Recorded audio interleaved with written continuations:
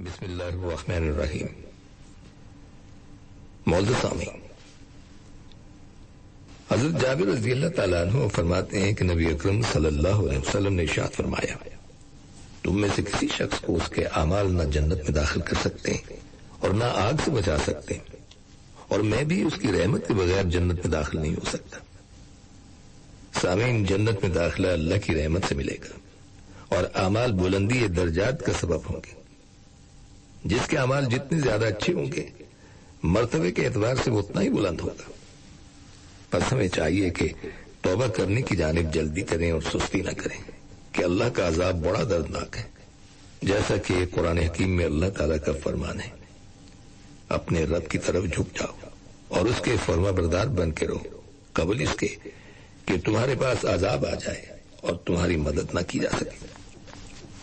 سامعین، توبہ گناہوں کو مٹا دیتی ہے۔ نبی اکرم صلی اللہ علیہ وسلم کا ارشاد ہے، گناہوں سے توبہ کرنے والا گناہوں سے اس طرح پاک ہو جاتا ہے گویا اس کا کوئی گناہ ہی نہ ہو۔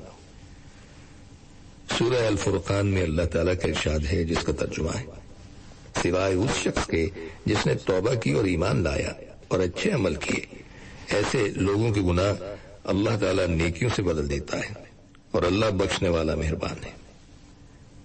نبی اکرم صلی اللہ علیہ وسلم کے ارشاد ہے، بے شک جب بندہ گناہ کرتا ہے تو اس کے دل پر ایک سیاہ نشان لگ جاتا ہے، پس اگر تو وہ گناہ چھوڑ دے اور توبہ کر لے تو اس کے دل کا نشان صاف ہو جاتا ہے، اور اگر وہ گناہ کی طرف لگا ہی رہے تو وہ نشان زیادہ ہو جاتا ہے، یہاں تک کہ اس کے دل پر سیاہی چھا جاتی اور ایسے زنگ آلود ہو جاتا ہے، جس کے بارے میں اللہ تعالیٰ کا ارشاد ہے کہ ہرگز نہیں بلکہ ان کے کرتوتوں کی وجہ سے ان کے دل زنگ آلود ہو چکے۔ توبہ آدمی کی زندگی میں سکون و اطمینان کا سبب ہے۔ قرآن حکیم میں ارشاد باری تعالیٰ ہے، جس کا ترجمہ ہے، اور یہ کہ تم لوگ اپنے گناہ اپنے رب سے معاف کراؤ، پھر اسی کی طرف متوجہ رہو، وہ تم کو وقت مقررہ تک اچھا سامان زندگی دے گا اور ہر زیادہ عمل کرنے والے کو زیادہ ثواب دے گا، اور اگر تم منہ پھیر لو تو میں تم پر بڑے دن کے عذاب سے خوف رکھتا ہوں۔ توبہ رزق اور قوت میں زیادتی کا سبب ہے۔ توبہ دنیا اور آخرت میں کامیابی کا زینہ ہے۔ اللہ سبحانہ تعالیٰ کے ارشاد ہے، پس بہرحال جس نے توبہ کی اور ایمان لایا اور اچھے اعمال کیے، پس عنقریب ایسا شخص کامیاب لوگوں میں سے ہو جائے گا۔ مزید اللہ تعالیٰ کا ارشاد ہے، سوائے اس شخص کے جس نے توبہ کی اور ایمان لایا اور نیک عمل کیے، پس یہی لوگ جنت میں اس حال میں داخل ہوں گے کہ ان پر کچھ بھی ظلم نہیں کیا جائے گا۔ توبہ محبت الہی کا ذریعہ ہے۔ سورہ البقرہ میں فرمان باری تعالیٰ ہے، یقیناً اللہ توبہ کرنے والوں اور پاکیزگی اختیار کرنے والوں سے محبت کرتا ہے۔ سامعین، توبہ کرنے کا پہلا مرحلہ یہ ہے کہ آپ جس گناہ سے توبہ کرنا چاہتے ہیں، بغیر کسی تردد کے اسے جڑ سے ختم کر دیں۔ اس کا یہ مطلب نہیں کہ اگر آپ میں تمام گناہوں کو جڑ سے ختم کرنے کی طاقت نہیں اور یہی سوچتے ہوئے آپ بعض گناہوں کو بھی ترک نہ کریں، جبکہ تمام گناہوں کو چھوڑنا افضل ہے، پھر آپ دل میں یہ پختہ نیت اور عزم کرتے ہوئے کہ آپ دوبارہ یہ کام نہیں کریں گے، اور اس گناہ پر شرمندہ ہوتے ہوئے ان تمام آلات و اشیاء سے جان بچاتے ہوئے جن کے ذریعے آپ گناہوں کا ارتکاب کرتے تھے، اللہ کے سامنے کھڑے ہوں، آپ وضو کر کے 2 رکعت نماز پڑھیں۔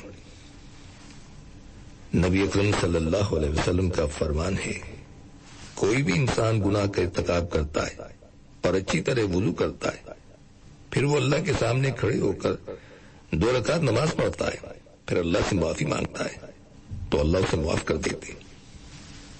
سورہ آل عمران میں ارشاد باری تعالیٰ ہے، جس کا ترجمہ ہے، جب ان سے کوئی ناشائستہ کام ہو جائے یا کوئی گناہ کر بیٹھے تو فوراً اللہ کا ذکر اور اپنے گناہوں کے لیے استغفار کرتے۔ فی الواقع اللہ تعالیٰ کے سوا اور کون گناہوں کو بخش سکتا ہے، اور وہ لوگ باوجود علم کے کسی برے کام پر اڑ نہیں جاتے، اور ہر حالت میں اللہ کا ذکر اور استغفار زیادہ کرو، اور جتنی استطاعت ہو اتنے زیادہ اعمال صالحہ کرنے کی کوشش کرو۔ کیونکہ اللہ تعالیٰ کا فرمان ہے بے شک نیکیاں برائیوں کو ختم کر دیتی. نیز نبی اکرم صلی اللہ علیہ وسلم کا فرمان ہے برائی کے پیچھے نیکی کرو وہ اس کو مٹا دے گی. اور اللہ تعالیٰ کا فرمان ہے جو شخص توبہ کرے گا اور ایمان لے آئے گا اور نیک عمل کرے گا تو اللہ اس کے گناہوں کو نیکیوں سے بدل دے گا.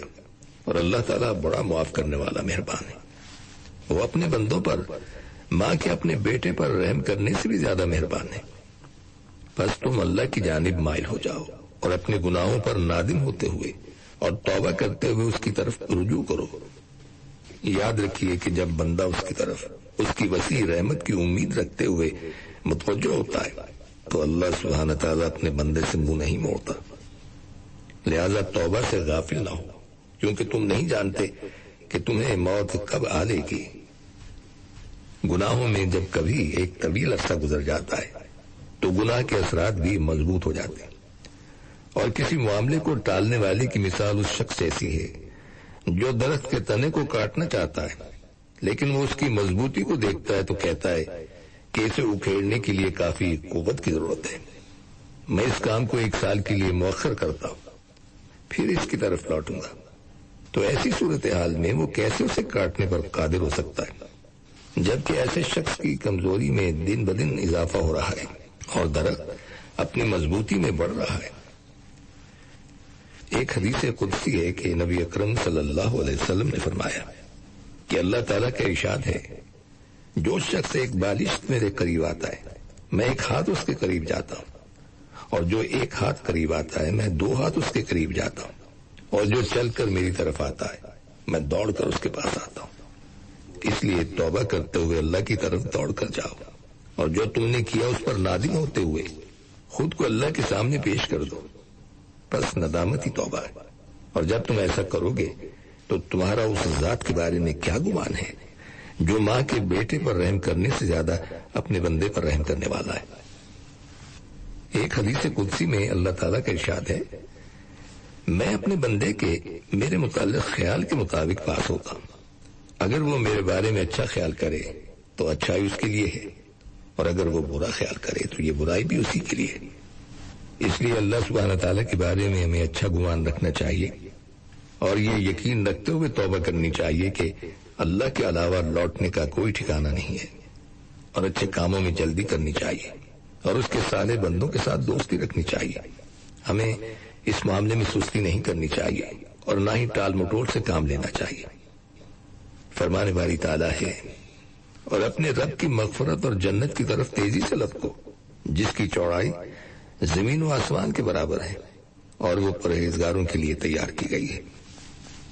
سامعین یہاں ایک سوال پیدا ہوتا ہے کہ ایک آدمی اپنی تمام تر غلطیاں خطائیں یاد کر کے توبہ کر لیتا ہے لیکن کچھ عرصے کے بعد وہی گناہ کرنے شروع کر دیتا ہے جس سے اس نے توبہ کی تھی. تو کیا دوبارہ وہی گناہ کرنے سے پہلی توبہ ختم ہو جائے گی یا اس کے ذمے اب جو دوبارہ گناہ کیے ہیں صرف یہی لکھے جائیں گے؟ اس کا جواب یہ ہے کہ جن چیزوں سے توبہ کر لی گئی تھی وہ تو معاف ہو گئے ہیں اور جو گناہ اب ہوئے ہیں ان کے اثرات پہلی توبہ پر مرتب نہیں ہوں گے یعنی پہلی کی ہوئی توبہ نہیں ٹوٹے گی. بہرحال توبہ پر قائم رہنے کے لیے اچھے دوستوں کی صحبت اختیار کرنا، قرآن و سنت کا مطالعہ کرنا اور اللہ تعالیٰ کی خشیت اپنے اندر پیدا کرنا انتہائی ضروری ہے. اگر کوئی شخص گناہ سے توبہ کرتا ہے پھر توبہ کے بعد اس گناہ کا ارتکاب کرتا ہے تو توبہ ٹوٹنے کے باوجود بھی اسے پہلے گناہ کی سزا نہیں ملے گی کیونکہ توبہ ایک نیکی ہے اور دوبارہ گناہ کرنا برائی ہے. لہذا یہ بعد میں آنے والی برائی پہلی کی نیکی کو ختم نہیں کرے گی جس طرح کہ توبہ کے بعد گناہ اس کے بعد میں آنے والی نیکی کو باطل نہیں کرے گا. توبہ کرنے والوں کے 4 درجات ہیں. پہلا درجہ ان لوگوں کا ہے جو اپنے رب سے اپنے گناہوں کی معافی مانگتے ہیں اور آخر دم تک اس پر استقامت اختیار کرتے ہیں، کبھی بھی دوبارہ اس گناہ والے رستے پر نہیں آتے. اور توبہ کرنے والوں کا سب سے اعلیٰ درجہ یہی ہے. دوسرا درجہ ان لوگوں کا ہے جو اپنے رب کے ہاں توبہ کرتے ہیں اور اس پر پکے رہنے کا عزم کر لیتے ہیں لیکن بغیر قصد کے کبھی ان سے گناہ سرزد ہو جاتے ہیں اور گناہ سرزد ہونے کے بعد وہ نفس کو ملامت کرتے ہیں اور اپنے کیے پر شرمندہ ہوتے ہیں۔ توبہ کا یہ بھی بڑا عظیم درجہ ہے، لیکن پہلے درجے سے کم ہے۔ تیسرا درجہ ان لوگوں کا ہے جو عرصے تک توبہ پر قائم رہتے ہیں، لیکن شہوات ان پر غالب آ جاتی ہیں، نیک اعمال کے ساتھ ساتھ برے اعمال بھی کرتے ہیں، اور پھر ان برے اعمال پر ندامت بھی کرتے ہیں، اور خیال کرتے ہیں کہ ہم اس سے مرنے سے پہلے باز آ جائیں گے، لیکن ان کو اچانک موت آ جاتی اور وہ توبہ کرنے سے پہلے ہی مر جاتے ہیں۔ اب ان کی شرمندگی کا ان کو کوئی فائدہ نہیں۔ اور چوتھا درجہ ان لوگوں کا ہے جنہوں نے توبہ کی اور ایک وقت تک اس پر قائم رہے، لیکن نفس امارہ نے انہیں برائی پر ابھارا اور شہوات نے انہیں بہکایا، تو وہ گناہ میں ایسے پڑے کہ اس سے واپس آنے کا نام نہیں لیتے۔ ایسے لوگوں کی بربادی کا ڈر ہے اگر وہ اپنے نفس کی خواہشات کے مطابق چلتے رہیں۔ اور سامعین، ان کلمات کے ساتھ ہی ہمارے آج کے پروگرام کا وقت بھی اب ختم ہوتا ہے، اس دعا کے ساتھ کہ اللہ تعالی ہم سب کو صراط مستقیم پر چلنے کی توفیق عطا فرمائے، آمین۔ آئندہ ملاقات تک کے لیے محمود احمد کو اجازت دیجیے، اللہ حافظ۔ بسم اللہ۔